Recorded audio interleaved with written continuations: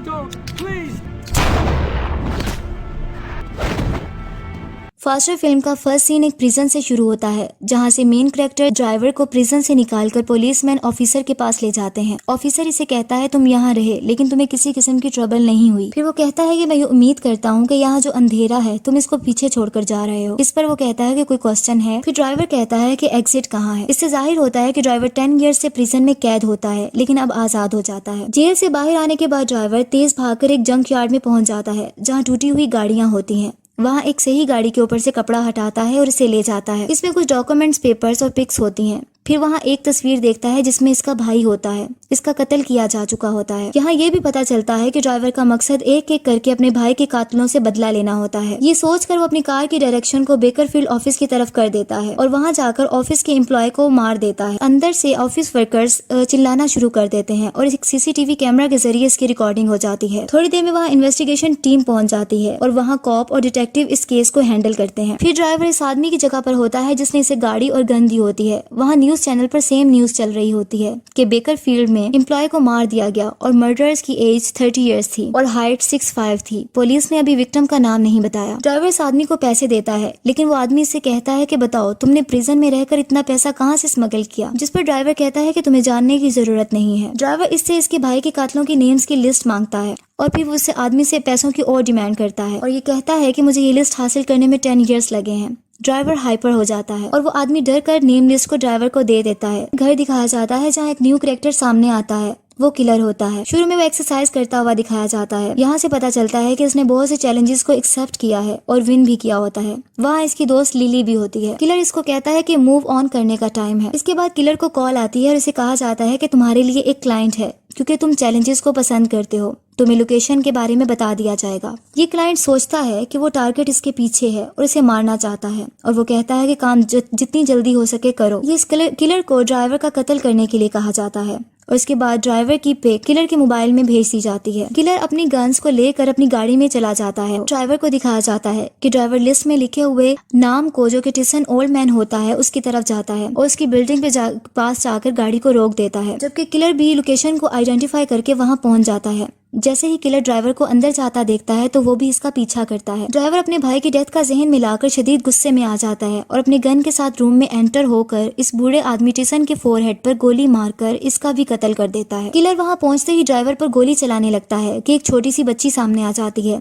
Driver इस बच्ची की वजह से परेशान हो जाता है, लेकिन इसकी जान बचाने के लिए इसे एक तरफ पुश कर देता है और इसके बाद किलर पर फायरिंग शुरू कर देता है और जल्दी से गाड़ी में निकल जाता है। किलर उसे नहीं मार सकता। उसी तरह फीमेल डिटेक्टिव और कॉप को ओल्ड वीडियो दिखाती है जिसमें शूटर ड्राइवर के भाई का मर्डर किया गया होता है। अब ये दोनों ड्राइवर के पास को डिस्कवर करते हैं और इन्हें पता चलता है कि ड्राइवर के साथ धोखा हुआ था और ये अकेला है, इसका कोई गैंग नहीं है। इसके बाद बैंक रॉबरी की वीडियो दिखाई जाती है कि कैसे ड्राइवर के भाई ने बैंक रॉबरी के बाद अपने साथियों को ड्राइवर की गाड़ी में बिठा लिया था। उसके बाद दूसरे गैंग ने इसे पकड़ लिया था और तो दूसरे गैंग ने इनसे पैसे मांगे थे और पैसों का पूछा था। ड्राइवर इनसे रिक्वेस्ट करता है कि तुम मेरे भाई को शूट नहीं करो। ड्राइवर का भाई इसको कहता रहता है कि इन्हें कुछ नहीं बताना, लेकिन ड्राइवर अपने भाई की फिक्र करते हुए बता देता है कि पैसा किचन के फ्लोरबोर्ड के नीचे है। इसके बावजूद ड्राइवर के भाई की गर्दन को काट कर कत्ल कर दिया जाता है। ड्राइवर जोर जोर से नो कहकर चिल्लाता है, लेकिन कुछ नहीं कर पाता। इसका भाई इसके सामने जान दे देता है, जबकि इनमें से ओल्ड मैन टिसन वीडियो बनाता है और उसको कहता है कि स्माइल करो कैमरा के सामने। ड्राइवर से गुस्से में कहता है कि मैं तुम सबको मार दूंगा। डिटेक्टिव कहती है कि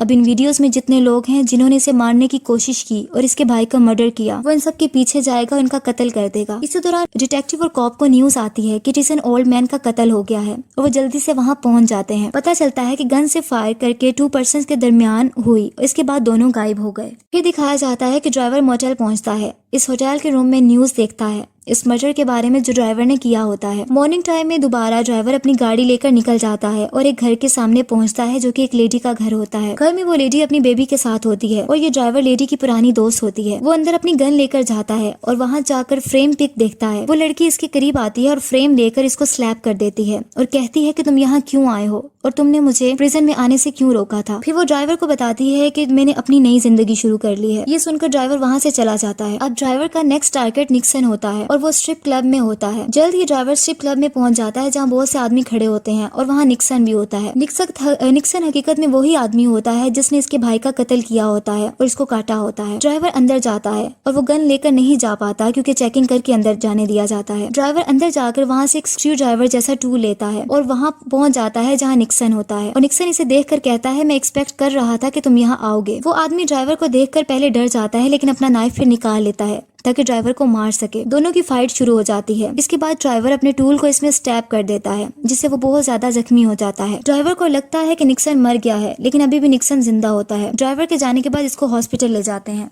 नेक्स्ट डे दिखाया जाता है कि किलर अपने मिशन पर जबकि डिटेक्टिव और कॉप अपने मिशन पर निकल जाते हैं। कॉप अपनी पार्टनर डिटेक्टिव को कॉल करता है जो इसे बताती है कि हमारे दोनों विक्टिम्स पहले ही मालूमात रखते हैं और कहती है कि मुझे तुम्हारा फॉलो अप चाहिए। कॉप कहता है कि क्या तुमने सुना है कि निक्सन को स्टैब कर दिया गया है। फिर कॉप हॉस्पिटल में सर्जरी वाली जगह पर पहुंच जाता है जहाँ वह इंजर्ड निक्सन होता है। दूसरी तरफ किलर को ये पता चलता है कि तुम्हें ड्राइवर हॉस्पिटल में मिल सकता है क्योंकि इसका थर्ड विक्टिम हिट करने से बच गया है। ड्राइवर इसको खत्म करने वहाँ जाएगा और ऐसा ही होता है। ड्राइवर हॉस्पिटल पहुंच जाता है जहाँ इसके भाई का कातिल होता है। वहाँ स्पेशल केयर यूनिट में जाकर जहाँ इस आदमी का ऑपरेट किया जा रहा होता है अंदर चला जाता है। नर्सिस और डॉक्टर्स डर जाते हैं। ड्राइवर अपनी गन निकाल लेता है और इस आदमी पर फायरिंग शुरू करके इसे जान से मार देता है और वहाँ से निकल जाता है। गन की आवाज सुनकर वहाँ के सब लोग डिस्पर्स हो जाते हैं और वहाँ कॉप अलर्ट हो जाता है और अपनी गन लेकर इसके पीछे जाता है और आखिर इस पर फायरिंग शुरू कर देता है। बहुत ज्यादा फायरिंग होती है। ड्राइवर अपना डिफेंड करता है लेकिन कॉप आगे बढ़ता है कि अचानक ड्राइवर सामने आकर गन दिखाता है।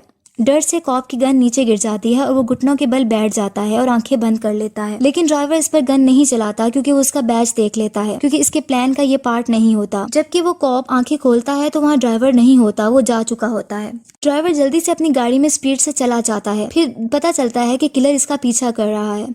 ड्राइवर का पीछा होता है और किलर अपनी कार में बहुत स्पीड से इस कार का पीछा करता है। आखिर दोनों कार्स एक जगह रुक जाती हैं। ड्राइवर किलर की कार व्हील पर फायर कर देता है जबकि किलर ड्राइवर पर फायर करता है जिससे इसकी नेक पर बुलेट लग जाती है और खून बहता है। ड्राइवर जल्दी से अपनी कार को स्पीड से ले जाता है। किलर को कॉल आती है जिसमें एक आदमी कहता है कि क्लाइंट ये काम करने जल्दी चाहता था और ये चाहता है कि तुम अगर ये नहीं करना चाहते तो नहीं करो। जिस पर किलर कहता है कि नहीं, मैं ये काम करना चाहता हूँ। अब ड्राइवर को शूट किया जा चुका होता है गर्दन पर, उसका खून बह रहा होता है। वो इस जख्म के साथ एक घर में पहुंचता है जो कि इसकी मदर का घर होता है और वहाँ अपने फादर को तलाश करता है। फिर उसे पता चलता है कि 3 या 4 साल पहले ही इसका फादर मर चुका है। उसके बाद वो उसकी मदर जो उसकी माँ होती है वो इसकी नेक पर गन शॉट के वंड पर स्टिच करती है और पूछती है कि तुम प्रिजन से कब बाहर आए हो, जिस पर ड्राइवर बताता है कपल ऑफ डेज। उसके बाद ये भी बताया जाता है ड्राइवर यहाँ अपने फादर का कत्ल करने आता है। इसकी माँ कहती है कि अगर तुम सोच सकते हो कि एक बाप अपने बेटे का मर्डर करवा सकता है, वो तुम्हारे भाई से बहुत प्यार करता था और ये सच है, तुम्हारी गलती भी नहीं। मैं सॉरी करती हूँ कि मैं तुम्हें प्रोटेक्ट नहीं कर सकी। और वो रोने लगती है। फिर ड्राइवर कहता है कि मेरा भाई सिर्फ अकेला था जो मेरा ख्याल रखता था।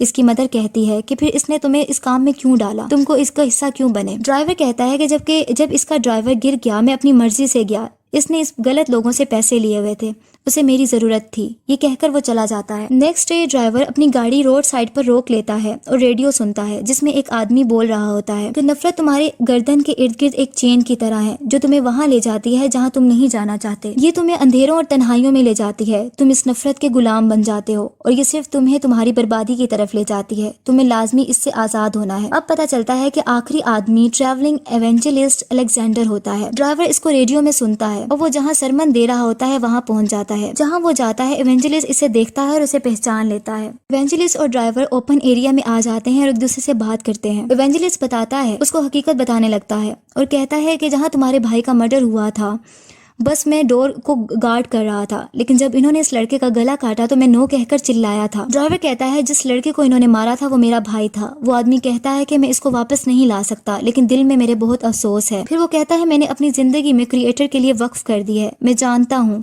कि शैतान ने तुम्हारे दिल को ट्विस्ट कर दिया है बदले से और नफरत से। फिर वो कहता है कि क्रिएटर मेहरबान है, वो तुम्हारी रूह में देख सकता है। ड्राइवर कहता है कि तुम्हारा सरमन ओवर हो गया। सरमनर जो इवेंजलिस्ट होता है वो इससे माफी मांगता है, लेकिन ड्राइवर कहता है कि मैं माफ नहीं कर सकता।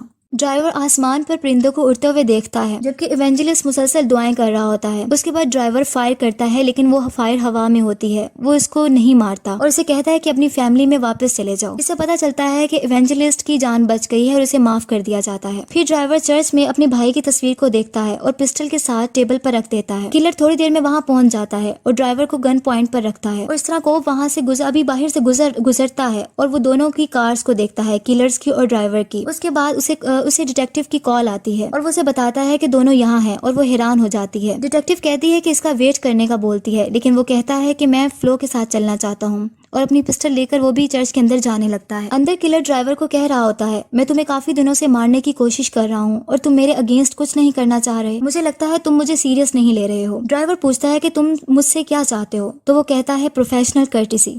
वो कहता है कि तुम गन उठाओ ताकि हम टेस्ट ऑफ स्किल कर सकें, लेकिन ड्राइवर मना कर देता है। ड्राइवर कहता है तुम्हें इश्यूज हैं। किलर इसे ड्राइवर की गन को उठाता है और उसे मारने लगता है और ये बात करता है, जिसने मुझे हायर किया है वो अभी तक जिंदा है। तुम बात करते हो और तुम समझते हो कि तुमने अपना काम कर दिया है। उसी दौरान कॉप वहाँ पहुंच जाता है और किलर को ड्रॉप द गन बोलता है और ये भी बोलता है कि हिलना नहीं। इसी तरह किलर पिस्टल चेयर पर रख देता है, लेकिन कॉप ड्राइवर की हेड पर शूट कर देता है। किलर कॉप को कहता है तुम वो आदमी हो जिसने मुझे हायर किया था ड्राइवर को मारने के लिए, और तुमने मुझे क्यों हायर किया था। कॉप कहता है जब तुम इसको नहीं मारा तो मैं इन्वॉल्व हो गया, इससे कि वो मेरे पास आता और मुझे मार देता। किलर कहता है तुम तो इसकी लिस्ट में थे ही नहीं। इस पर वो कॉप कहता है कि मुझे पता है, जब इसने मुझे हॉस्पिटल में देखा था तो इसने मुझे नहीं मारा था। फिर वो बताता है कि इसके भाई की दोस्त ही थी जो मुझ तक इन्फॉर्मेशन पहुंचा रही थी और वो मेरी वाइफ है। ये वही आदमी होता है जिसने पहले भी ड्राइवर के हेड पर शूट किया होता है। किलर बाहर चला जाता है। जब उसको पैसे दिए जाने लगते हैं कॉप की तरफ से, तो किलर नहीं लेता और कहता है कि मुझे दोबारा कॉन्टेक्ट करने की कोशिश नहीं करना, और चला जाता है। इसी तरह डिटेक्टिव इस लिस्ट को देखती है जिसमें मर्डर्स के नाम होते हैं और तस्वीरें होती हैं। गौर से वहाँ वो कॉप की भी पिक होती है और वो हैरान हो जाती है और वो एक ऑफिस मेंबर को कहती है कि ये केस को फ्लिप नहीं करना। दूसरी तरफ कॉप अपनी फैमिली को कॉल करता है और उसे कहता है कि मैंने केस को क्लोज कर दिया है, परेशान नहीं होना, मैं कपल आवर्स में घर पर आ जाऊंगा, सब ओवर हो गया है। इतनी देर में ड्राइवर इसकी बैक साइड पर आता है और उसे शूट कर देता है। ड्राइवर जिंदा होता है। मरते मरते कॉप पूछता है कि तुम जिंदा कैसे हो। ड्राइवर इसे मेटल दिखाता है जो इसके सर की बैक साइड पर लास्ट में सेट की गई थी। कॉप कहता है कि मैंने अपनी हेल्थ खुद बनाई है। ड्राइवर इस पर दूसरा गन फायर कर देता है जिससे कॉप की डेथ हो जाती है। डिटेक्टिव वहाँ पहुंचती है और इसको कॉप की डेड बॉडी मिलती है। ड्राइवर सब मर्डर्स को मार चुका होता है जो कि इसके भाई के कत्ल में इन्वॉल्व थे, सिवाय एवेंजलिस्ट अलेक्जेंडर के, क्योंकि उसने माफी मांग ली होती है। आखिर में ड्राइवर अपने भाई की एशेस को समुद्र में बहा देता है क्योंकि वो अपने भाई का बदला ले चुका होता है। जबकि दूसरी तरफ ट्रैवलिंग एवेंजलिस्ट अलेक्जेंडर को दिखाया जाता है जो फॉरगिवनेस पर अपना सरमन दे रहा होता है।